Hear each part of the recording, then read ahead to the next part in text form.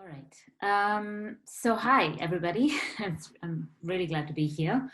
Yeah, we have an amazing lineup. I'm looking forward to hearing other people as well. So just a bit about me. I'm Kirtana Chandrasekharan, and I work for Friends of the Earth International.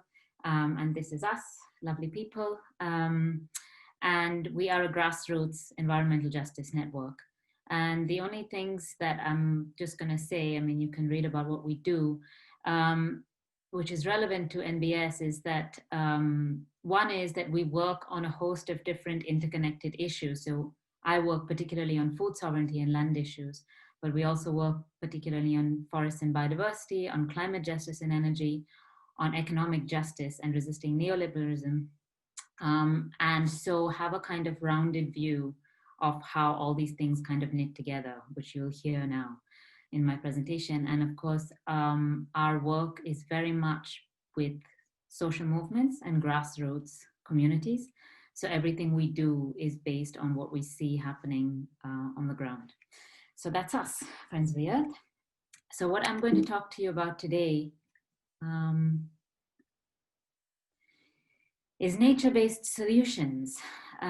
So, I mean, I think I want to just say three things before I really get into a bit of, the detail of it, is that nature-based solutions is probably not the same as some of the other false solutions that you're going to hear today, like bioenergy and carbon capture and storage, because it's quite vague. And it doesn't have a very clear definition, and that's one of the big problems with it. So it can mean anything to anybody. So partly because of that, and because it's a really an emerging issue, it's really become a massive thing, I would say, in the last year or so, in terms of false solutions. We at 4i, we don't particularly have a position on this yet. We have lots of positions on the things I'm going to say, but not on NBS as a whole. And so the reason I want to talk about it, and as 4i, we're very concerned about it, is because it's really rising up the agenda really fast as a big, perhaps one of the primary false solutions that's going to be pushed. And I suspect it will become a justification for another big push for carbon markets at the next COP. So that is why. So I wanted to ask people what you think of when you say the word nature-based solutions. And this is one kind of picture of what people would like. A lot of people who do work in civil society or community groups.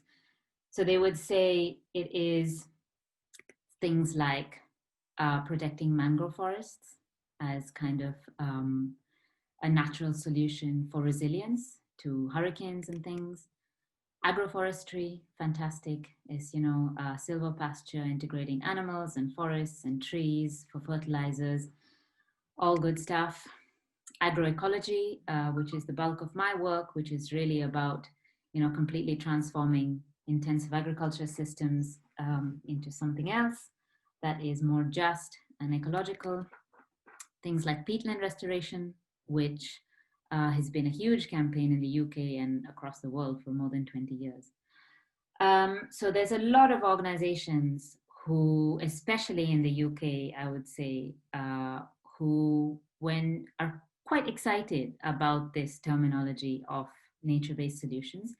And it's kind of understandable because in a way, it is the picture that they want to show is of, all these lovely things that we've been all working on for decades that are now getting attention in the climate movement.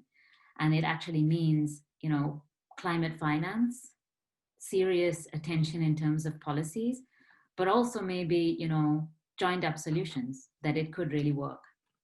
So it's kind of understandable that that's what people would like to see. But the reality of what I'm going to show you is why it's coming up in international spaces, especially, and where the push for nature-based solutions is really coming from.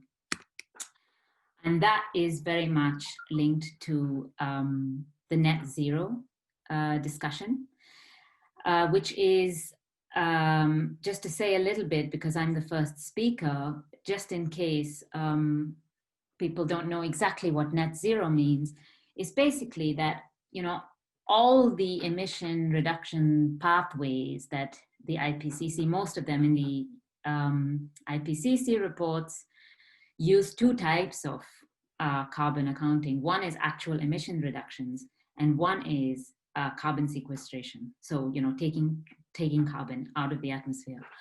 And so that is what is called net zero, the balance between the two. But in reality, I'm sure you can all guess, having probably worked on these issues, it can obscure a lot of things, like all the things we're going to talk to you about now. And so all of these are, what we're going to talk to you is also called so-called negative emissions technologies. So it also includes things like geoengineering, which we're not talking about now, which is also negative emissions technologies, is also NET, so it's also nets and net zero. So it can be a little confusing, but there's net zero and there's negative, which are negative emissions technologies. So those are the two. And just to give you an example, in the last UK Committee on Climate Change report, I was just happened to be reading through it for another reason. And you can see that the UK, they have raised the UK's contribution from negative emissions technologies to 40% of the UK's mitigation budget. And that's completely insane. They're basically saying that, you know, the UK is going to 40% of its emissions reductions are going to come from these types of technologies. So at the time it was mainly about BECCS, but now it's increasingly about tree planting, for example, which they all love. So really when the other side, and I'll tell you who they are talking about nature-based solutions, they're talking about things like carbon markets. They're talking about resource grabs and control over resources in the global south mainly. Offsets, which is, I don't think I need to explain what offsets are, but if anyone has a question about that, I will. And of course, PR. Yeah, so that's basically what this is about. And this Net Zero Festival is happening now in the UK pretty soon. I think this is next week or even this weekend, where basically you have all the big corporations, NatWest Bank, Shell, fossil fuel companies, Drax. I mean, the who's who of polluters and some NGOs as well, to come together to discuss how wonderful it's going to be when Shell goes net zero. So, so the first thing to say is that, you know, what is nature-based solutions? And it's a bit vague, and some people call, there are different definitions, and I'm not going to put all that up because you can probably look it up. The International Union for the Conservation of Nature, IUCN, has one definition. Other places use other definitions, so it doesn't really matter. But it's basically about trying to supposedly using all sorts of different conservation practices and techniques that will also help mitigate climate change. So some people use the term natural climate solutions and nature-based solutions slightly interchangeably. Nature-based solutions tends to be even wider. So it's even things like green infrastructure projects, as you'll see. But the whole push for this natural climate solutions is based on this one paper, basically, which was written in 2018, mainly written by an NGO called the Nature Conservancy, which is one of the biggest well-funded and conservation NGOs who works a lot with different corporations, saying that, you know, we could use so-called natural climate solutions to deliver 30% of global emissions reductions. And that sounds great. But when you actually start to look into, first of all, that paper and the science, and this is what the whole platform of this, what you see on the screen, Nature for Climate, which is a massive initiative with all the big corporations and massive NGOs, and was launched last year. And it's one of the things that really pushed nature-based solutions onto the global scene, is based on this supposed science from this paper. But if you start looking into it, it basically is, a lot of it is about repackaging things that have been tried before and have been massive failures. So a lot of it is essentially red projects. so which are reducing emissions from deforestation and degradation, and REDD+, which was added on later, which includes also forest restoration and afforestation, which is basically planting trees, tree monocultures to a large extent. So basically half of that, what they calculate, is so-called reforestation, for which they say you need 678 million hectares of land. I don't even know how big that is, but it's very big. Probably half the size of England, something like that is what I read. And the question is, where is that land going to come from? And they make a lot of claims about where it's going to come from. So a big one is about, from reduction in meat and dairy consumption, which is completely unrealistic. But also that land, which has been grabbed for intensive cattle production, actually belonged to forest-dependent peoples in the first place. And there is no land on Earth that exists, as we saw earlier on in the biofuels debate, which does not have some local communities living on it. So, I mean, it's a crazy idea that, you're going to get this amount of land. They also admit that there's going to be 10 million hectares of industrial tree plantations that will be planted in the global south. And that is, I think, something like the size of Greece, that much area. And industrial monoculture tree plantations, I don't need to say anything about it because you're going to hear a lot about it later, come with a huge amount of problematic human rights abuses and problems for communities as well. And then the part that they talk about reducing deforestation, which sounds like a good goal, which it is, for its own sake, not as an offset for Shell. It comes, so the way that they're going to reduce deforestation is that, it comes along with agricultural intensification. So this is a so-called land sparing discussion where you intensify agriculture where it is and try to spare forests. But it's kind of nonsensical argument because, first of all, industrial agriculture is one of the leading causes of deforestation, and you can't decouple them so easily because of, things like feed for intensive cattle production requires land. And if you have more cattle in intensive production, you need more feed. But also just the industrial agriculture model, which is heavily dependent on mining of various things for fertilizers, for example, chemicals, but pesticide use. So it has a massive impact on ecosystems. So it has this very bizarre logic. And also not to mention the social impacts, which is that, the whole model of tree plantations, industrial agriculture, is the leading cause of also the killing of human rights defenders in the last few years. So none of this is kind of taken into account. So if you really look at what this paper is saying, it's a model that's completely unjust because it's expecting those people, as always, in the global south, local communities, indigenous people, who are doing the most to protect nature and doing the least to contribute to the climate crisis, should bear the brunt of these so-called nature-based solutions, which will grab more land. It's an extremely colonialist mindset in terms of, where the land is going to come from.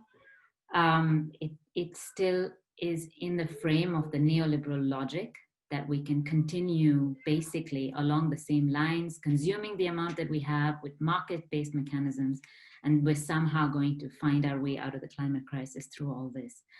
And also a very extractive mentality, that forests are really a place to extract more carbon for corporations to continue what they're doing. I'm going to start speeding up, I think. I mean, the other place that nature-based solutions really got pushed is in last year's, in the 2019 New York Climate Summit, which was very high profile and where nature-based solutions was one of the work streams there. And it's led by China and New Zealand, that work stream. And if you read it, it's pretty horrific, some of the things that they are considering nature-based solutions in that.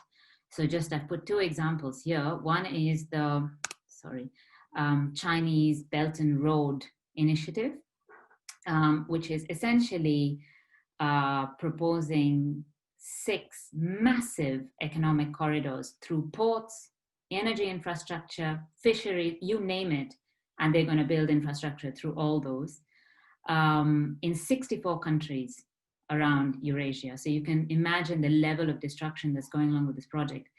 And they basically, one of the initiatives is the greening of the Belt and Road, and that's going to be considered as a nature-based solution. The other one is something I talked about earlier, supposedly promoting sustainable and emissions-efficient crops and livestock systems, which essentially means less carbon per unit of livestock produced, which means in extremely intensive systems, which bring down the number of days that the animals will live, the amount of meat, it's really like those economies of scale and production, which will come out much better as like a carbon. So this is going to be considered as well a nature-based solution. So I just want to touch on some of the examples of really why this is super problematic. And one of the big things is resource grabbing for nature-based solution. So last year, again, we had a lot of corporations. So Shell announced that they are planning a 300 million budget for nature-based solutions, mainly tree planting. ENI announced that they are going to plant 8 million hectares of tree plantations in Mozambique, Zimbabwe, South Africa, and Ghana. That is actually an area of half the size of England. And at the same time, ENI are involved in a massive exploration for gas in Mozambique, which was found to have the 9th largest gas reserve. And all these corporations are absolutely rubbing their hands because Mozambique has also extremely corrupt government, very bad governance systems, very easy corruption. And they've all projected to spend something like 60 billion USD to exploit these reserves. And it's the largest ever investment in gas in sub-Saharan Africa. And all these projects, so we are working very intensively on some of these in Mozambique. They're already, so the actual extractive projects are going to have already kicking people out of their homes. There have been killings, and it's really, really horrific militarized area, this Cabo Delgado area.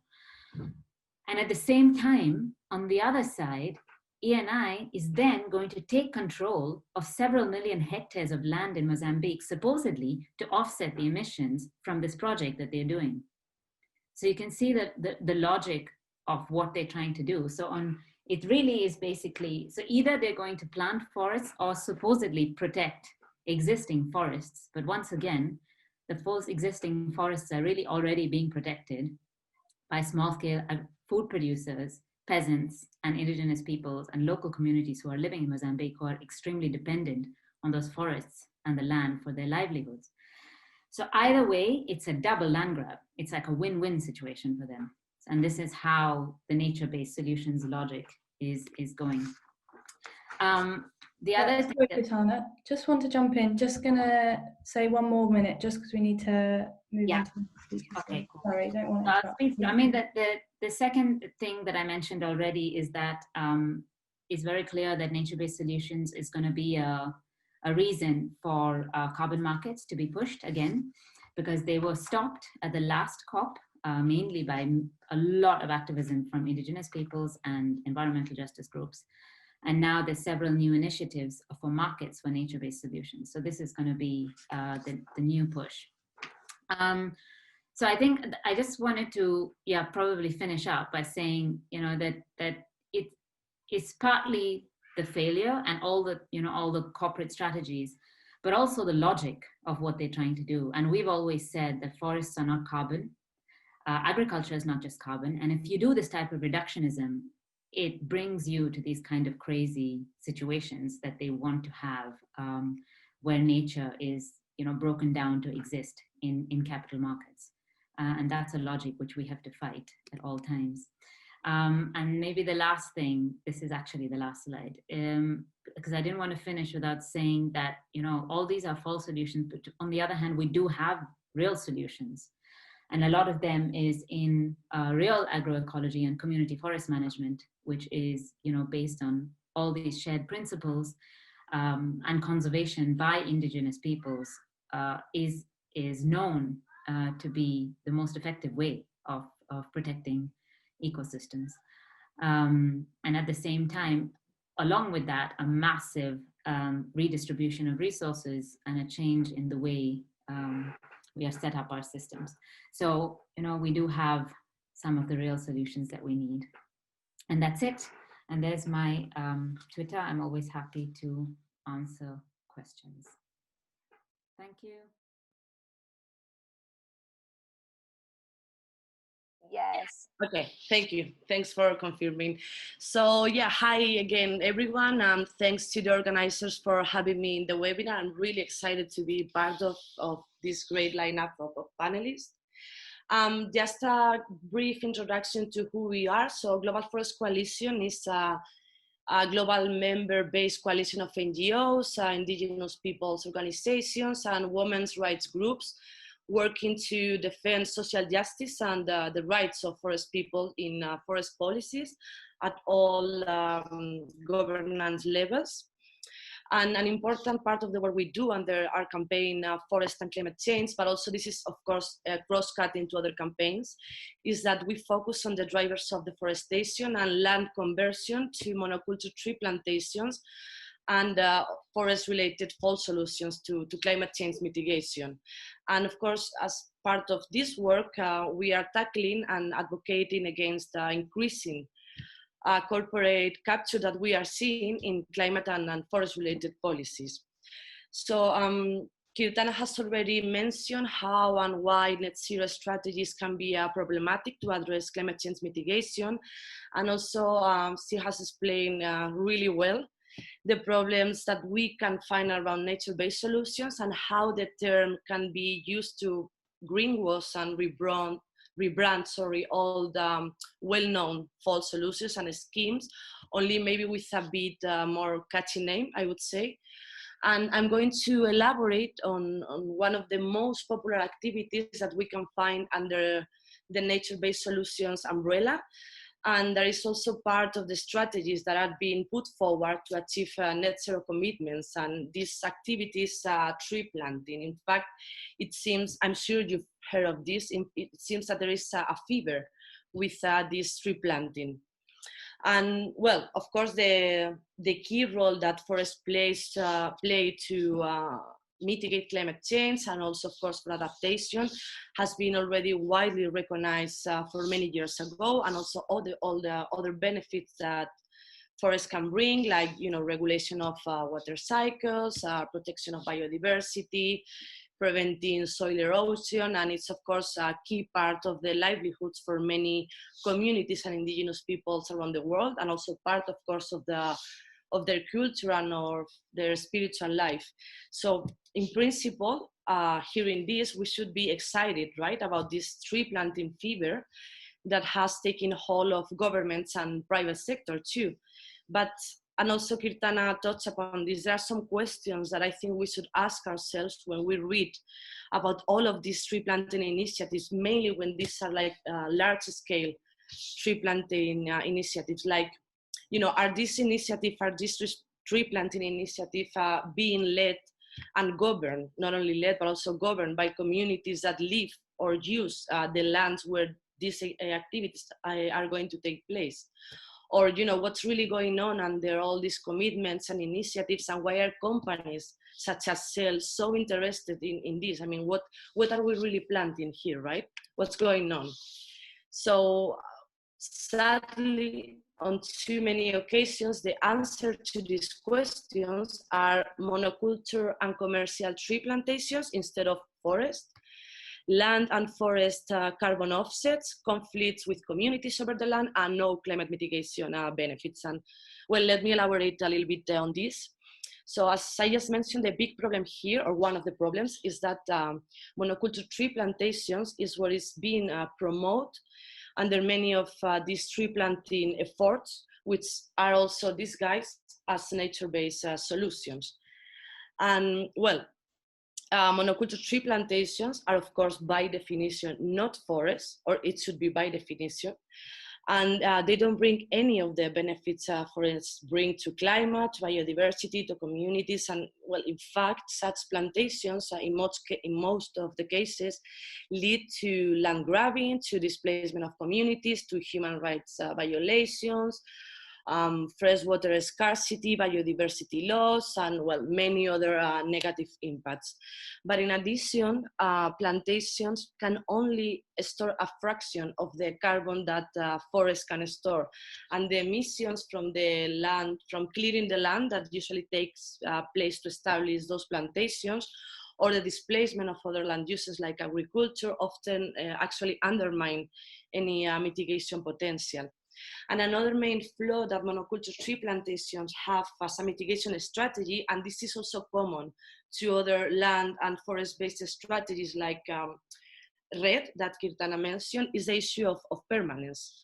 So permanence, in this case, when we say this, we mean that the carbon is stored in trees in a temporary manner, because eventually this carbon is going to be released back into the atmosphere, and this can happen because the tree dies, because it is cut down, or because it burns. And actually, the issue of burning is becoming a bigger issue in light of the increase in the frequency and severity of wildfires all around the world.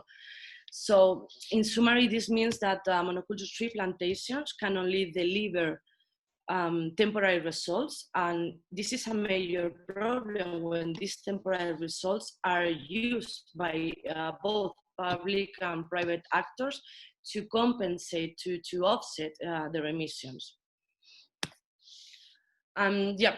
So all of this together, the monoculture tree plantations, offsetting of emissions, carbon markets where these offsets can be traded, it makes the perfect breeding ground for the private sector and for big polluters to continue with their business as usual. And I just want to very briefly elaborate about the greenwashing plans of a company that is, I think Kirtan also mentioned this, that is part of the Net Zero Festival, and this company, of course, is Shell.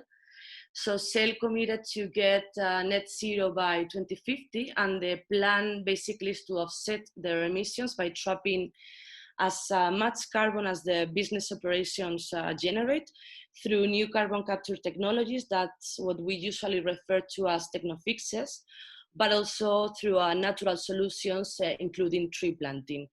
And they intend to support nature-based solutions and buy carbon credits to offset their emissions by investing about 300 million throughout the next 3 years in tree planting projects. And just to give you a few examples that actually are going to happen in Europe, Shell plans to plant 5 million, I think, yeah, 5 million trees in the Netherlands throughout the next 12 years, 1 million trees in Scotland, and here in Spain, actually they already planted, I just learned about this a few days ago, they already planted 300,000 trees. So these plans are already, being put forward and being developed.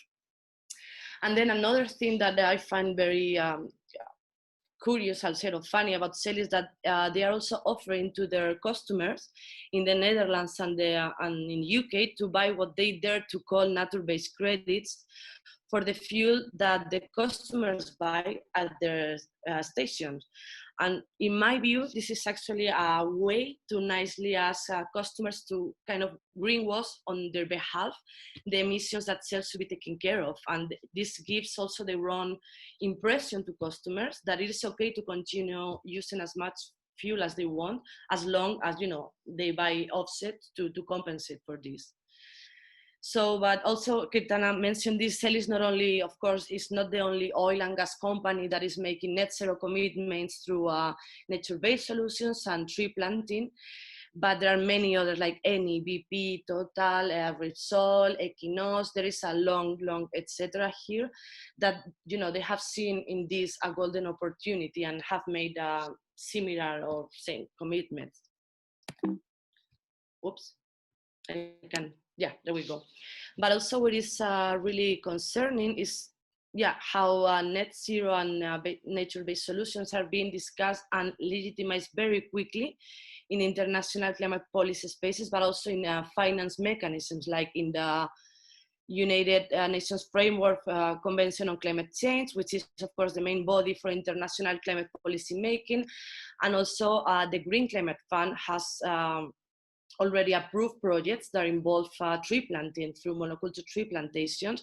And this is the main vehicle that the UNFCCC has to channel funds to address the climate crisis. So it's really concerning. And it's also concerning because by, you know, legitimizing, I hate that word, these false solutions, we are risking throwing more money at them and giving a green card to polluters like Shell to continue with their business as usual through forest offsets and other kind of offsets and net zero commitments. And I think more importantly, it wastes time that we don't have anymore. I think that if governments do not take the climate crisis seriously and they keep promoting and backing up these false solutions, the companies whose benefit literally depends on the products and the process that have caused the crisis in the first place, and they continue to worsen it, they will never set real ambitious targets. Yeah, just to say, this Our Nature is Not Your Solution. It was a campaign that we started in May to address these false solutions that are being put under the nature-based solutions umbrella. And yeah, I believe that civil society have to keep pushing against false solutions in different spaces and at different governance levels, because we don't have time for this anymore. And we need to advocate and push for real solutions and achieve real zero, not net zero. Real solutions like, for instance, can take the shape of ecosystem-based, community-led and gender-responsive approaches that are, of course, way more beneficial for the climate, but also for biodiversity and for communities. And then I think I'm doing well on time. So just lastly, to wrap it up, I wanted to show you this initiative, because I think that companies like Shell, is not only that they have to cut emissions, because they do, of course, and stop polluting, but they also have to pay and reverse the harm that they have caused and that they continue to cause, actually, to communities and to the planet. And they have to be held accountable because they knew the consequences of their activities for decades, and they just, opt to ignore it and to place profit over people and continue to co-opt policy making spaces and, to be able to continue with their business as usual. So what you see in the slide, in this last slide, is a joint initiative led by a coalition of civil society and climate justice groups that we work together. Global Forest Coalition is part of this, and we work together to produce what we call the liability roadmap. This was launched very recently, just September 15, and it aims to show policymakers and movements how to use a variety of tools at different governance levels to hold companies like Shell liable. And yeah, I think that's it. Okay, cool.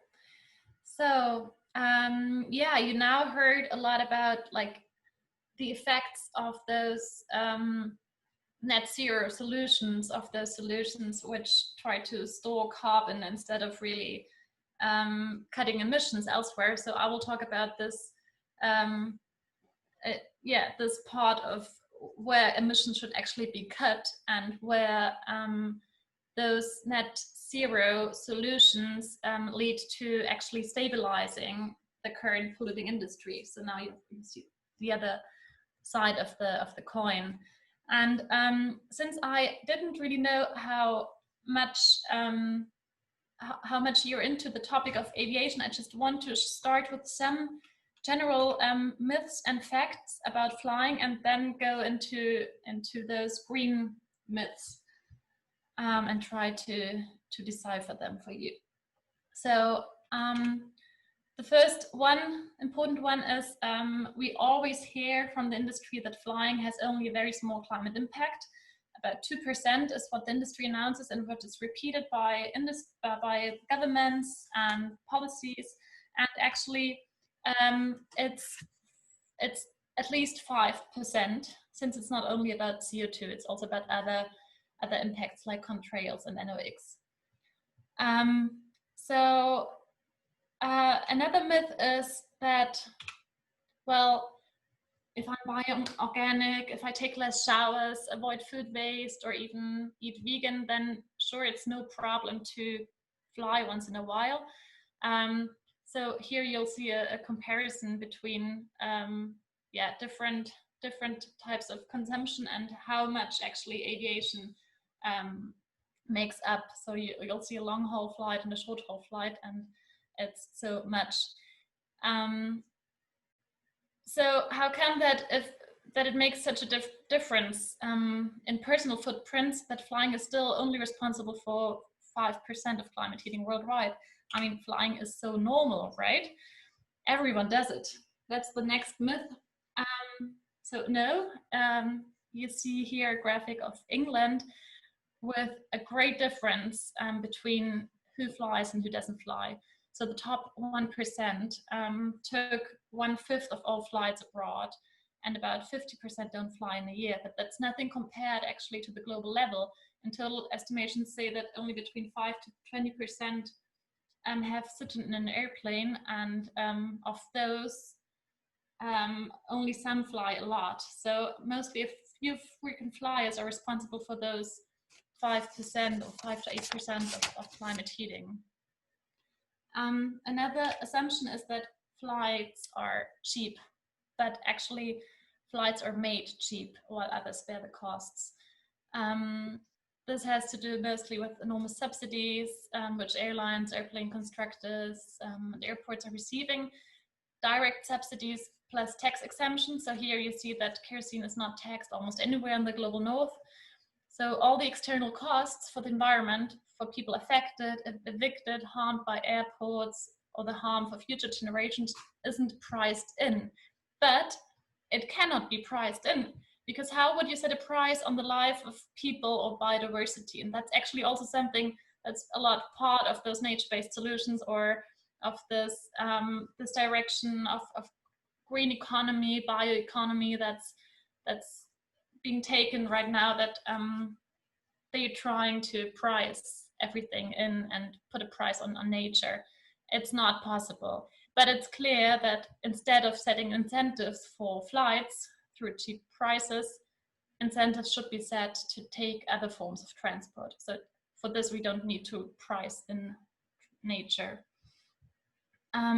The aviation industry has been lobbying strongly to keep these privileges, saying that a reduction of aviation is not necessary, because they claim that net zero aviation will be possible in the future. They mostly promote this concept of carbon neutral growth of aviation. So neutrality is basically this net. It allows for producing emissions on the one side, while the other side is supposed to reduce emissions, and in the end you'll have this net zero or neutrality. So in 2016, after decades of postponing climate action for the aviation sector, the UN aviation body, ICAO, which is heavily influenced by the industry, came out with their plan called CORSIA. So it's the Carbon Offsetting and Reduction Scheme for International Aviation. And the plan is to continue growing, but through changes in technology and fuel, and mostly in offsetting, through offsetting. Officially, these emissions would stay at the same levels as 2020, which is way too high anyways, or would have been too high if COVID-19 wouldn't have led to a crisis in aviation, which is why the baseline has been shifted now after strong industry pressure. So it's now actually not 2020 is the baseline, but before COVID-19. Anyways, it doesn't matter. CORSIA is really, well, will not do anything for tackling aviation emissions. So let's just have a look at the myths hiding behind this concept of net zero aviation. first at the technology side and then at what's all around the news all the time, the green fuels, and then at offsetting. So one of those myths is that we can run planes on biofuels, saying that those don't produce emissions. And I'm sure Almut will in the next input tell a lot more about this, but just quickly to say that palm oil is the most feasible biofuel for aviation, and I think I don't need to say much more about its harm. On this graphic you can see that palm oil is grown where rainforests are situated, leading to deforestation, which is not climate neutral at all. But what about e-fuels? It's all in the news. So e-fuels are basically fuels made from electricity, synthetic fuels or hydrogen, and it's feasible to produce it, but not realistic in the quantities needed. So there are no facilities to produce it yet, and the demand would be immense. If all current flights were to be operated with e-fuels, they would need more than the existing renewable energy of the whole world, leaving nothing for other sectors. So yeah, so much for the alternative fuels. The other myth is we don't need to reduce emissions from aviation. We can just pay others to compensate those emissions. Maybe people in the global south who can reduce emissions cheaper than we can. And it's really cheap.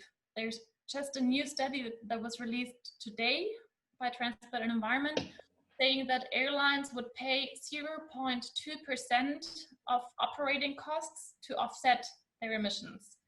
So it's nothing. It would cost nothing, and that's the reason why they chose offsetting as a mechanism that allows them to say, oh, we are actually carbon neutral, or we grow carbon neutral while not changing anything.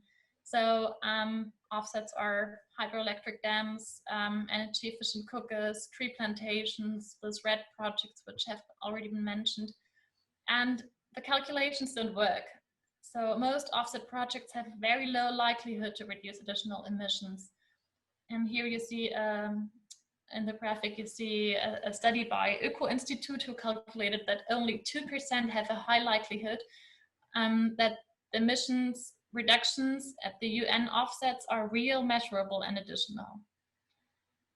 Because of, you know, everything that has been mentioned already, like fires burning the tree plantations and hydroelectric dams, which would have been built anyways, but then are counted as offsets and stuff like that.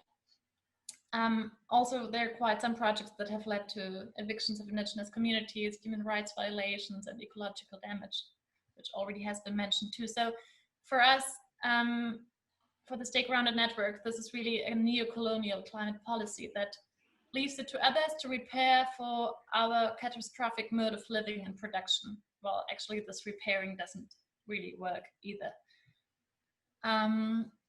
So there's really no other way than reducing aviation, degrowth of aviation. The lie that net zero aviation is possible, or the wish that it might be possible in the future, which realistically is not in the next 2 decades or not at all. So this wish and those claims by the industry and all their advertising they are doing on this, it actually diverts attention from the necessity to reduce demand. It's a very strategic move by the industry to keep their unsustainable business models alive. We are working very hard on using this moment of COVID-19 crisis to push for a just transition of aviation, but the industry is also working very hard on spreading myths in order to uphold their privileges. So I hope you all help us in myth busting in order to push back the industry growth. Okay, thank you.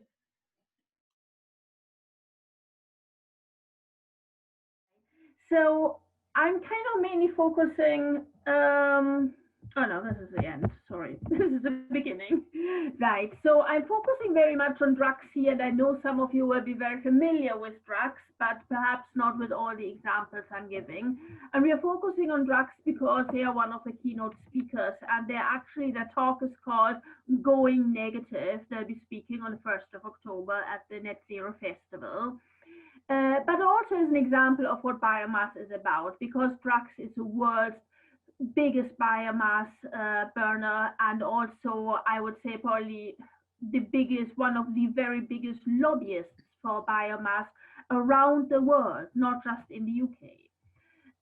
So, really important to engage with this as an example of what's happening on a smaller scale as far as different companies are concerned around Europe and increasingly outside. So a quick review for those not so familiar with drugs. Who are they? Drugs operate the UK's biggest power station. Drugs power station used to be in the UK's biggest coal plant, still burning some coal, burns a lot more wood than any other plant in the world, really by a huge stretch. And they're also still invested in gas or operating gas power plants, smaller gas power plants, smaller but not small. And they want to build the biggest gas power facility ever built in the UK. Hopefully they won't get to, but that's their plan. So huge investor, huge fossil fuel and biomass, which is why, our slogan for protest used to be drugs stop burning all the things, because they literally burn anything except for mixed waste so far. So, they burned, so last year, and that's pretty much every year now, they burned the equivalent of 125% the UK's total annual wood production. This is from a recent banner protest. There were lots of them along the train line. Those trains are transporting the wood pellets, millions and millions of tons a year. But I thought I'd just give you a little bit of a glimpse of what this really, really means, when we're speaking of burning all this wood. So all that wood is imported. None of it comes from the UK. So looking at the different big pellet suppliers for drugs. Those are pictures by people from Dogwood Alliance, one of the US NGOs fighting to protect their forests. This is from North Carolina, and the world's biggest pellet producer by far, in Viva, one of the big suppliers of drugs, literally sourcing a lot of the pellets from the clear cutting of amazingly biodiverse forests. These forests form part of a global biodiversity hotspot. So this is perhaps the biggest and best known scandal involving drugs as far as sourcing is concerned. However, drugs also operates in growing number of its own pellet plants, also in the southeastern USA, and those pellet plants source from loblolly pine plantations. So the southern USA has seen for many decades a conversion of those beautiful forests you saw being clear cut earlier to pine plantations. And this is really speeding up. We fear that the demand for pellets will further speed up replacing the forest with those really empty green deserts, if you like. Now, then another region in the Baltic states, I actually went to Estonia a couple of times. The first, this is Europe's biggest pellet producer, Granul Invest, and we got to look at 3 of the pellet mills. This is a photo from one of them, so you can see all sizes of whole trees again. And on the right, picture of what sadly, increasingly typical landscape in Estonia now looks like. These are not old growth forests, but forests that had been growing since the beginning, since the start of the Soviet occupation in the 1940s. So 80 plus years old forests, also really, really important for wildlife. So that's the next supplier. That's Granul Invest. They are another big supplier of drugs. And of the same suppliers supply other big biomass plants across Europe. And finally, some pictures from Pinnacle Pellets, one of the really big Canadian exporters, sourcing from British Columbian forests. Now there's a lot more research being done by campaigners, but showing again big piles of whole trees. And these are, this is an area of old growth forest, caribou habitat, land that's supposed to belong to indigenous peoples who are not being consulted. So hugely problematic again, a big supplier of drugs. Now, I'm not going to go into the climate impacts because I kind of think, I've got this quote up here you can read, but I kind of think that most of you understand that chopping down trees and burning them for energy is like not great for the climate. In fact, that includes plantation trees and not just forests. Yeah, so why are they talking about they're going negative? Well, the really big thing is they claim to be developing bioenergy with carbon capture and storage, or BECCS. So the idea is, because they're calling, all this sort of stuff carbon neutral and, having zero impact on the climate, which is of course a complete fraud. Because they can be allowed to call that carbon neutral, they claim that if they can sequester, if they can capture and store a little bit of the carbon from burning wood, if they can store that in geological formations, that this would in future make the whole business carbon negative, and thereby chopping down potentially even more forests will be part of the climate solution. Now, this is quite interesting. This is actually a photo I got from Drax's own website. I think it's from Drax's own website, not sure, the only one. The others are all campaigner ones. And, this is kind of showing the scale of this. This is literally a shipping container, right? This is not a big pilot project. There is nothing, there is nothing really actually happening. So Drax says that they are testing capturing 1 ton of carbon per day. They're not managing to do that, and it's simply a greenwash in the hope that one day they'll get in the hope that they can convince the government to give them more subsidies, yet more money, on the premise that one day in I don't know how many years or decades they'll be able to capture carbon. And this is what BECCS is really about worldwide. So last 2 slides, very brief, is just to say huge increase in demand. This was even from what's expected in 2027. Sorry, I didn't show the 2017 one. A massive increase in what's expected in terms of pellet imports, the yellow ones, and green the exports worldwide, and yet all driven by subsidies. So last year, Drax cashed in on 2.16 million in subsidies every single day for burning wood of our renewable power subsidies. And just a little bit about the campaign, our main campaign. If you want to see, how people can get, what we are mainly campaigning for as a solution is quite simple: stop the subsidies for false renewables and redirect them to stuff that's really going to help the climate. So we are part of this Cut Carbon or Forest campaign together with NGOs from the southern United States at the moment. But this would benefit forests worldwide, and and this would include BECCS. BECCS is not getting subsidies, but we certainly don't ever want it to.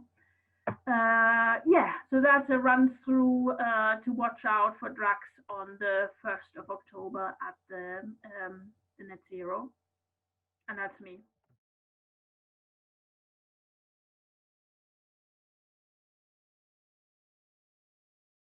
Yeah, if that's okay with Kirtana. So yes, I think there is a way to utilize nature-based solutions in a fair way, and actually I think that is what we had with ecosystem-based approaches, which is a concept that I believe is defined by the CBD. That's the Convention on Biological Diversity. And the problem with this, as Kirtana said, is that so nature-based solutions, if I can recall correctly, it started to be used at the end of the 90s, but mainly on green building issues, infrastructure. And then in the early 2000s, it was put forward to address, so as an umbrella, as I said, for ecosystem-based approaches. I think those ecosystem-based approaches that are led and governed by communities and that are, of course, gender responsive are, you know, a way to use, or a nice, so to speak, nature-based solution. Now, my concern now is that this wasn't properly defined at the start, and I'm aware that now there are efforts to narrow or make define better nature-based solutions, but I'm not sure. I think it's perhaps a bit too late for that. That is something that should have been done earlier. So yeah, I'm not sure. Maybe I think you mentioned also something about reframing, or yeah. So yeah, they are being mainly used at the moment, I think, or widely used to rebrand, as we said, false solutions and all the schemes that were already there and that they, you know, they've proven that to fail. So yeah, I hope that answered your question. Yeah, maybe I can just come in because I think it's a really good question because I think there are several different levels of discussion to be had on this.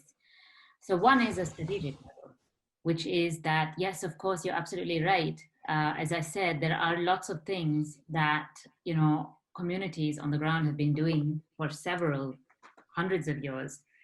Mainly the ones that we promote as genuine solutions are community forest management and agroecology as a kind of catch-all for the many systems by which local communities manage their own territories for governance reasons, but et cetera, et cetera. And there's a lot of good evidence to show that that is in fact the best way of doing it, much better than protected areas, for example.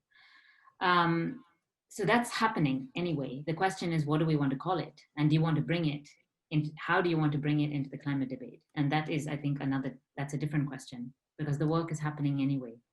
So one thing is, you know, a strategic question, which is that with, especially in the UK, with the COP coming up, that, you know, everything points to the fact that the UK government and the corporations are positioning themselves to push this as like the big thing, you know, that's going to make them look really good.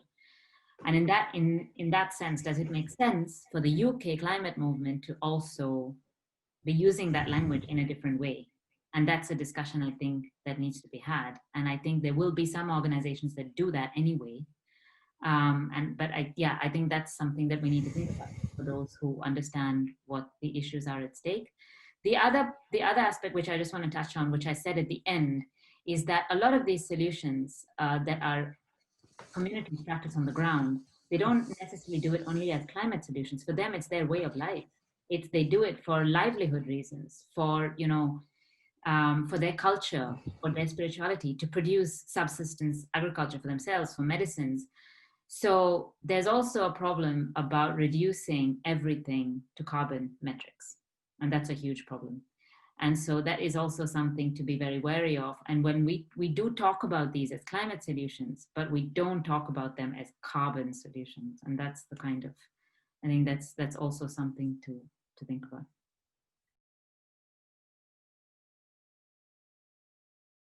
Okay, so first on carbon offsets. So, I mean, we are completely opposed to carbon offsets. And there's been a debate about those for a long time that I don't want to go into. But from a purely climate science-based view, you know, we are now way above it. I mean, clearly, you know, we are way above the limit of sustaining a stable climate in terms of CO2 emissions. And, you know, and we are also in a situation where we can't stop all CO2 emissions entirely tomorrow or, you know, ideally yesterday. You know, we really need to stop emissions ASAP as quickly as possible, and we actually need to harness the solutions we have to absorb some of the carbon dioxide currently in the atmosphere. And the only proven way to do that is happening by nature, by existing ecosystems, by healthy soils, and by especially above all by mature forests.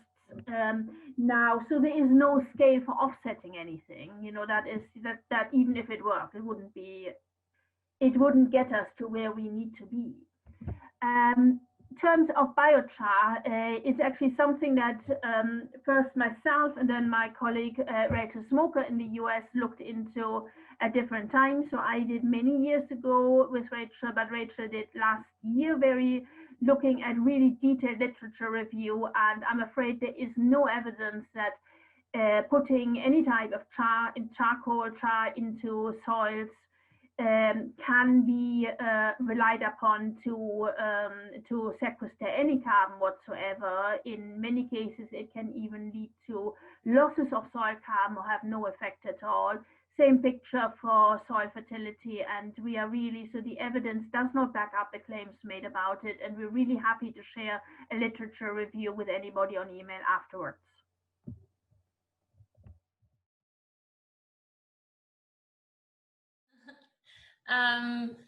In the first place, I think it's great if more people start campaigning on aviation. I mean, actually in the UK, there's a lot more being done because of all the long Heathrow struggles, for example, than in many other countries, but still there's so much left to be done. And as Stay Grounded Network, what we are trying to do is to really share experiences between the different movements and NGOs and opposition groups, and try to learn from each other and support each other. So if you plan to do anything, then feel free to contact us or to become a member and get all the information we have in order to know what's to be done. But definitely, I think really, well, one thing that needs to be done is really busting those greenwashing myths and writing about why, and campaigning about why this doesn't work. It can also be done by ad busting and by different means. And the other thing is also to really start envisioning how a world with reduced aviation can look like. I think that's something we don't have in our heads yet. I think many people think that it's, well, and it is very core for this hyper-mobile, capitalist, globalized economic system we are in. So reducing aviation would really have big effects on global trade, on business, on mass tourism and quick relaxation for busy people, and well, but also a lot of positive impacts. And I think we have to tell more stories also about the positive changes that can be made when reducing aviation and the alternatives that exist there.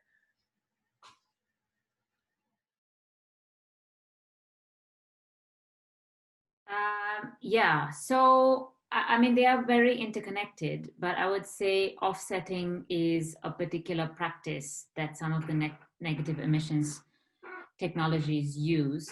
So the offsets are specifically when you use a scheme. It could be tree planting, but it could be carbon capture and storage. It could be, I mean, in the past, it's been awful. In the clean development mechanism, hydroelectric dams were considered offset projects. Yeah. And then you can buy credits, so you offset your polluting activities in one place by projects, contributing to projects, mainly in the global south, but also now it's across the global north. So that's the offsetting part. Negative emissions. So negative emissions technologies are basically anything that is supposed to sequester carbon. So anything that draws down carbon from the atmosphere. So trees obviously do that. They would argue, Drax would argue that biofuel production does that. They did argue that previously. Also, for example, I'm trying to think of other things that peatland, obviously, but also storing carbon in soils. So now the discussion about agroecological agriculture practices is about basically how much you can keep carbon in soils, but also draw back down carbon in soils. So all that would be considered negative emissions technologies.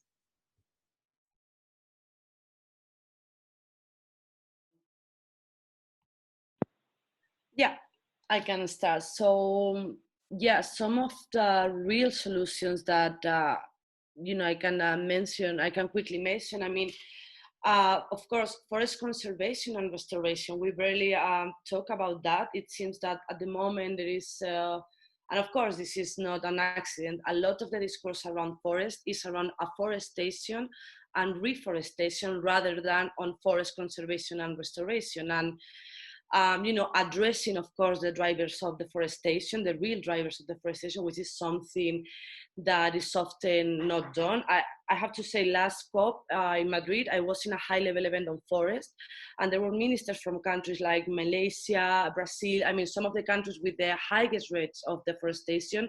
None of them address any of the drivers of deforestation in their countries. They only kept talking about tree planting and tree planting. So anyway, addressing the drivers, I think it's also really important, and it's quite concrete or tangible to, of course, changing policies, but also stop giving incentives to some of these destructive corporations. Like, you can see this very easily in the agribusiness sector.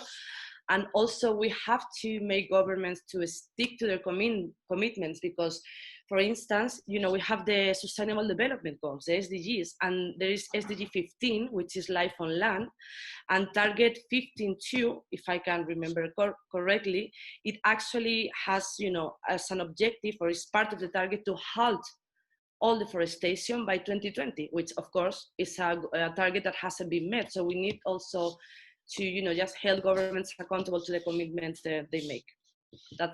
Those are some of the concrete actions that I can quickly put forward. Sure. So I mean, just a bit, because I also mentioned this envisioning and positive narratives. So I guess for the nature-based stuff, you will have better ideas. But I also think that agroecology, for example, is a very great story to tell. And but for travel without planes, I think, well, in a climate just future, aviation would be operated in the confines of the planet's and countries' carbon budgets. So flights would be prioritized for those who really need them. So we will have discussions about which are bullshit flights and which are necessary flights. For example, for emergencies, for migrants visiting stricken family members on another continent or an island. If no alternatives exist, it might be still important, but for many others, it might be not important in order to really avoid climate breakdown. And it is possible to adapt quickly to a new normality. We saw that now in COVID-19, and we also saw it here in Europe, or in the global north, where people got used to quick city trips by plane, and just in the last 10 years, maybe 20 years. So it's something that can change quickly. Video conferencing has been used a lot during the pandemic and can continue. Decelerated lifestyles and work time arrangements, like a reduction in working hours, more flexible working hours, and chances to take sabbaticals could allow for people to take more time to travel and experience the journey and connect to locals. And there should be a range of comfortable and affordable climate-friendly travel modes like night trains, coaches, sailing and solar ships, and rail stations would be really convenient, have waiting rooms which are actually comfortable, with childcare being offered at associated play sites, and there would be regionalized circular economies that could allow for both the diversity of jobs and local goods, while real global connections will still be important, of course. So I think, they're just some of those visions maybe I have, and maybe you share them and want to tell them too. And for the concrete stuff to be done, I just very concretely, I recommend you to maybe sign up to our monthly newsletters, and therefore find out what you can concretely do for tackling aviation emissions. And right now, I think the window of opportunity is there to really enforce a just transition and really talk also to employees in the sector, engage in trade unions, and really try to use this moment where actually unemployment is rising in the aviation sector in a very unfair way to make clear that in order to have not another disaster and another degrowth by disaster, we need a good design now. Yeah, I mean, I sort of made a little plug on our campaign on the biomass subsidies earlier, but in terms of solutions, I mean, I think, look, having worked on biomass and bioenergy for many years now, the main, my main observation is really that we need to be really, really careful of any type of large-scale techno-fixes.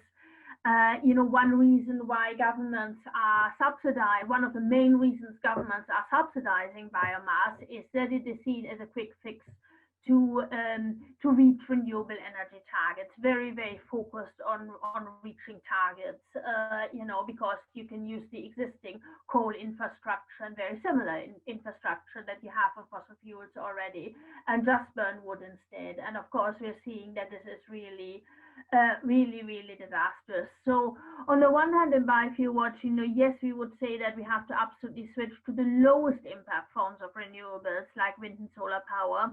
But I think we also need to be quite honest that we are really running into real massive problems of scale.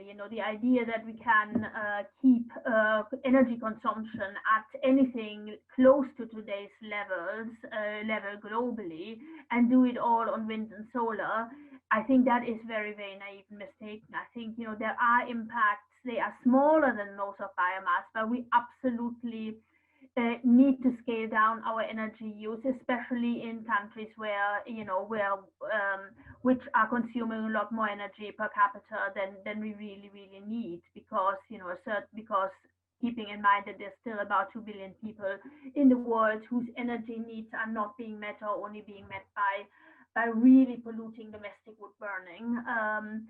So yeah, for me, there's basically no way around restructuring and the social and economic changes to actually move towards low energy societies.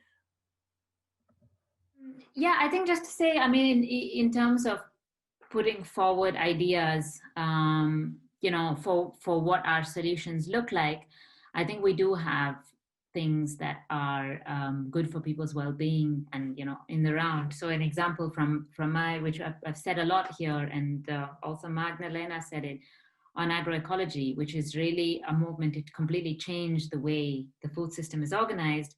So it is responsible for about 25% of emissions through lots of things: fertilizer, international trade. To really relocalize those systems, it's entirely possible to redistribute the way we use resources.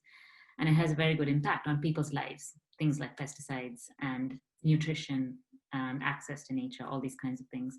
The other one I would say is from the more climate side or fossil fuel side is transport. And it's a huge win, and nothing's happening. It's kind of incredible that other than as status symbols, people don't like cars. They don't like traveling in cars. And, I think that would be something that if you massively invest in proper public transport. So there are things that I think we could talk about, and several of those. And I think it's about building those visions. But the other thing I think that, going into the future, especially with this conversation on false solutions, is really to change the narrative on because everybody now realizes or thinks they know, the public knows that we're in some kind of climate emergency situation, but the other side is constantly pushing this vision of individual responsibility and individual solutions and techno fixes. So that's basically it. That's going to take care of it all. And there's a big job to do, I think, to change the public narrative, or keep pushing in the public narrative the fact that really it is corporations at the end of the day that benefit from the climate crisis. And a lot of the projects you see in the global south will have massive fossil fuel exploration to power mining projects, to then power ridiculous unnecessary consumption. And so there's a lot we can do if we didn't have the system that we currently live in. So that is what I would say.